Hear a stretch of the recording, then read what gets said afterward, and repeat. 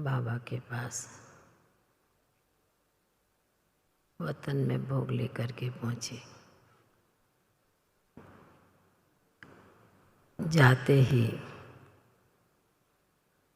बाबा को सभी भाई बहनों की स्नेह भरी याद प्यार दिया। याद प्यार देते हुए बाबा कहने लगे, बच्ची, बाबा जानता है कि साकार दुनिया में क्या क्या खेल चल रहे हैं। बाबा सभी जगह चक्कर लगाते, चाहे अज्ञानी बच्चे हैं चाहे ज्ञानी बच्चे हैं, सभी के पास चक्कर लगाते। सभी का एक ही संकल्प, सुख दो। सुख के सागर के बच्चे हैं, फिर भी सभी की चाहना, इच्छा एक ही मन में रख के बैठे हैं। तो उसके ऊपर बाबा ने एक दुनिया के हिसाब से एक दृश्य मर्ज किया और सीन दिखाई।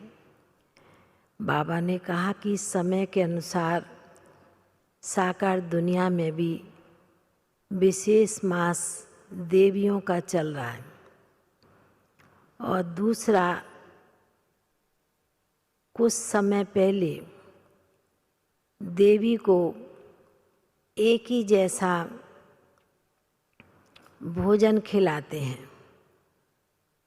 रात का बना हुआ भोजन सवेरे के समय उसे स्वीकार कराते हैं, और वैसे तो बहुत वैरायटी प्रकार का भोग देवियों को, देवी देवताओं को स्वीकार कराते हैं, पर यह भी दुनिया में एक पर्व है, ये भी दिन है जो एक जैसा ये भोजन उस देवी को खिलाते हैं। तो बाबा ने कहा कि इसलिए बाबा दुनिया का दृश्य देखते हुए यह भी देख रहे हैं कि चारों तरफ इस प्रकार की बीमारी है, इस प्रकार का वातावरण बना हुआ है। पर बाबा ने कहा कि बाबा के बच्चे, चाहे ज्ञानी बच्चे, सभी बाप को सुखदाता के रूप में जो याद कर रहे हैं। तो बाबा ने कहा कि बाप तो बच्चों को सुख देता ही है।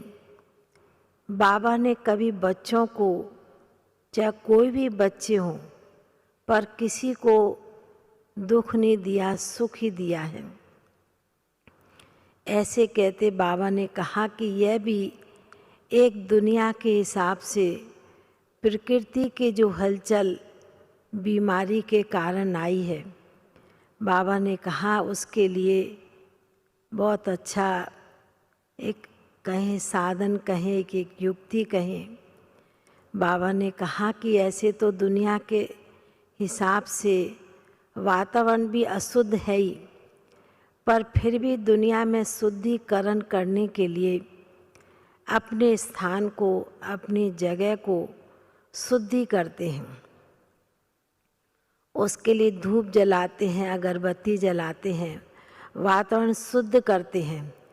तो बाबा ने कहा कि इसलिए वातावरण अशुद्ध है, हवा खराब है, दूषित है, पर फिर भी बाबा ने कहा कि आप बच्चे भी एक ही संकल्प लेकर के बैठो, किस बीमारी को हमें भगाना है।